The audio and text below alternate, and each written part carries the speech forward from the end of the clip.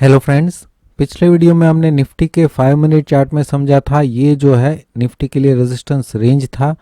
इसके ऊपर ट्रेड करता है 17,114 के ऊपर, तो निफ्टी में हम पॉजिटिव थे।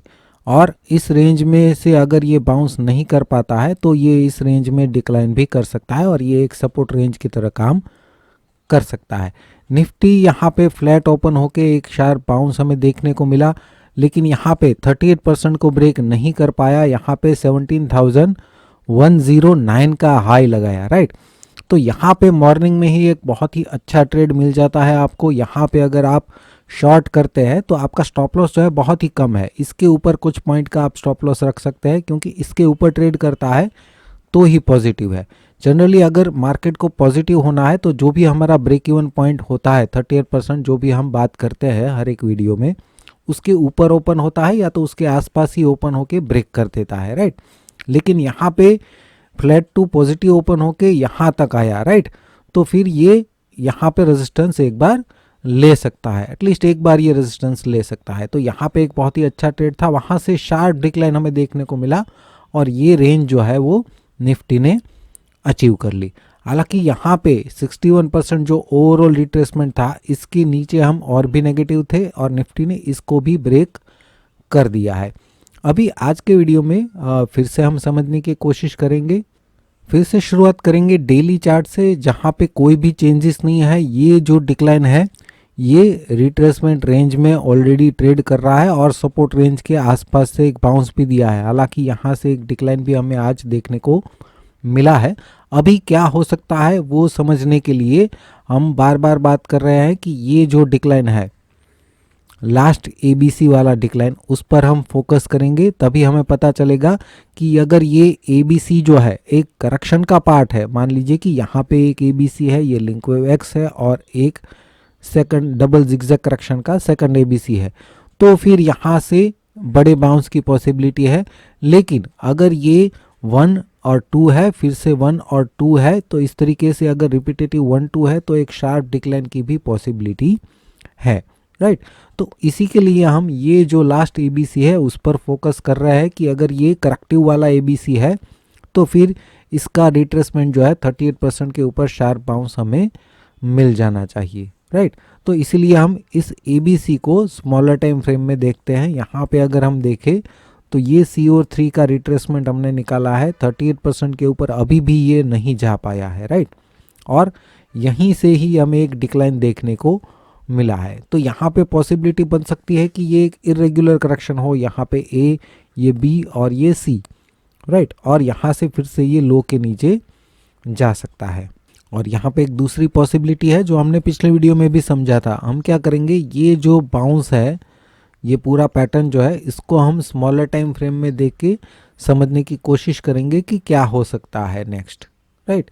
यहाँ पे ये हमने पिछले वीडियो में भी समझा था कि अगर ये करेक्टिव एबीसी के बाद ये अगर 1, इरेगुलर 2, 3, 4 और 5 है, तो इसका मतलब यहाँ पे जो है एक वेव कंप्लीट हो चुका है। तो उसके बाद ये नया इम्पल्स, और अगर ये करेक्टिव मूव है तो यहाँ से एक शार्प बाउंस हमें देखने को मिल सकता है। मान लीजिए कि यहीं से अगर बाउंस करता है तो ये मिनिमम प्रोजेक्शन रेंज है 100 to 123%, 17,296 से लेके 17,385, राइट। लेकिन अभी के लिए हमें इसको डायरेक्टली नहीं देखना है।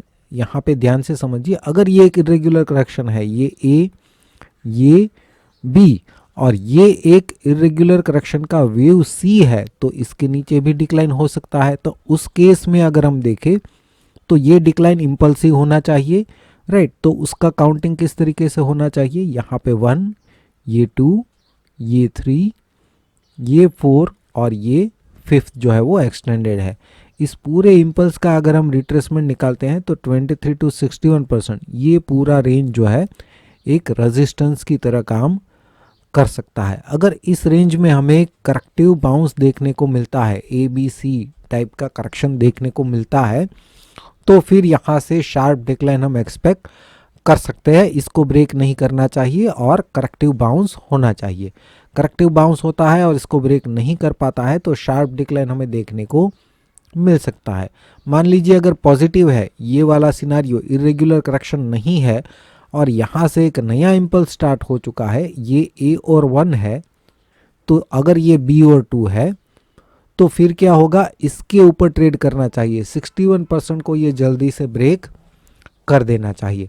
अगर इसके ऊपर ट्रेड करता है 61% के ऊपर, तो फिर हमारा ये टारगेट रेंज मिनिमम हो जाएगा, अगर इसके ऊपर ट्रेड करता है तो, राइट।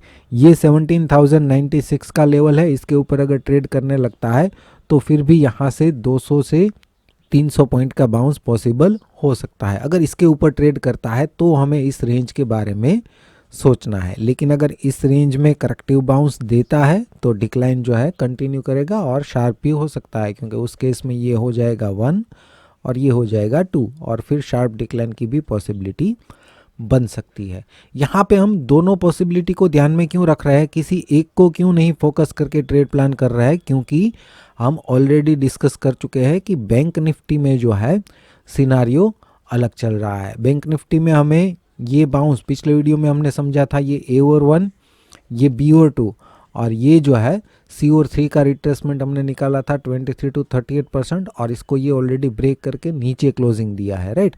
तो ये सेम रेंज जो है वो रेजिस्टेंस की तरह काम कर सकती है, ये भी हमने समझा था। और यहाँ पे बैंक निफ्टी में शुरुआत में डिक्लाइन के बाद इस रेंज में आया और डिक्लाइन जो है वो कंटिन्यू रहा, राइट।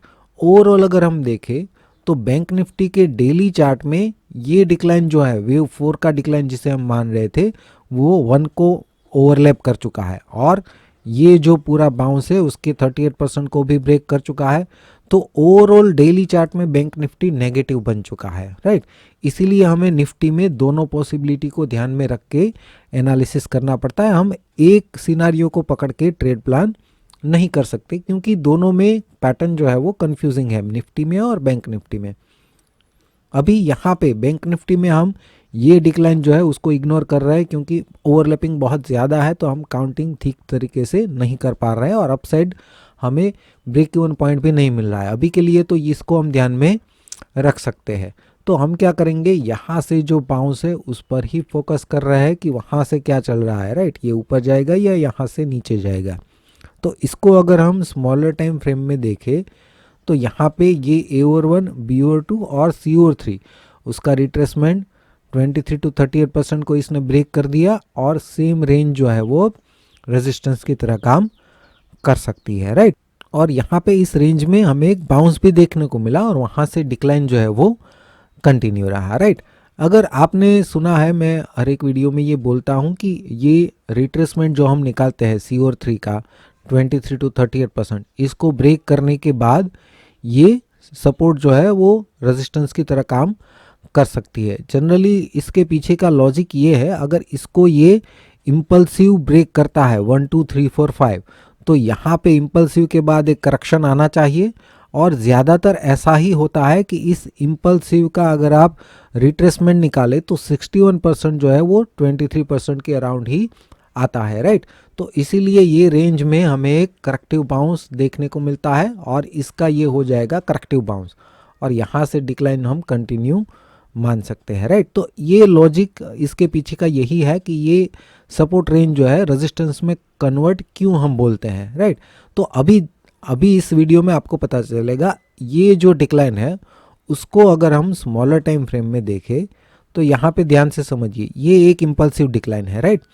तो ये इम्पल्सिव डिक्लाइन के बाद करेक्टिव बाउंस होना चाहिए, उसका अगर हम यहाँ पे रिट्रेसमेंट निकालें इस डिक्लाइन का तो 23 और 61% की रेंज में देखिए, ये 61% ऑलमोस्ट 23% के आसपास ही आएगा, राइट। मोस्टली ऐसा ही होगा, राइट। और ये इम्पल्सिव डिक्लाइन है वो एटलीस्ट 38% तो बाउंस करेगा ही, तो ये रेंज देखिए ऑटोमेटिकली यही रेंज आ जाएगी, समझ रहे हैं आप। तो इसीलिए हम बोलते हैं कि ये सी और 3 का रिट्रेसमेंट 23 to 38% के नीचे जब भी ब्रेक करता है, मतलब कि इम्पल्सिव डिक्लाइन आता है, तो इम्पल्सिव के बाद करेक्टिव बाउंस आता है और इसका आप रिट्रेसमेंट निकालेंगे तो इसके अराउंड ही 61% आता हो, जनरली ऐसा ही होता है, राइट।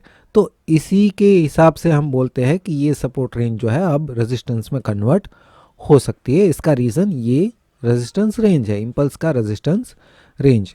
तो यहाँ पे भी ऐसा ही है, ये इम्पल्सिव के बाद ये जो है रेजिस्टेंस रेंज है, जब तक 39,906 के ऊपर बैंक निफ्टी ट्रेड नहीं करता तब तक हम इसको पॉजिटिव नहीं मान सकते। ये पूरा रेजिस्टेंस रेंज है, इस रेंज में से भी डिक्लाइन हम एक्सपेक्ट कर सकते हैं। इसके ऊपर ट्रेड करता है तो ही बैंक निफ्टी को हम पॉजिटिव मानेंगे। और भी इमीडिएट मूव के लिए अगर हम देखें तो ये इम्पल्सिव के बाद ये एक करेक्टिव बाउंस लग रहा है और ये डिक्लाइन भी 3 वेव डिक्लाइन अब तक लग रहा है। तो ये लास्ट वाला डिक्लाइन जो है उसका रिट्रेसमेंट निकाले तो 23 और 38% ये इमीडिएट रेजिस्टेंस रेंज है। अगर मान लीजिए ओपनिंग में ही इसके ऊपर ट्रेड करता है 39,460 के ऊपर, तो फिर यहाँ से इस रेंज में एक बाउंस हाई के आसपास या इस रेंज में हमें एक बाउंस देखने को मिल सकता है अगर इसके ऊपर ट्रेड करता है।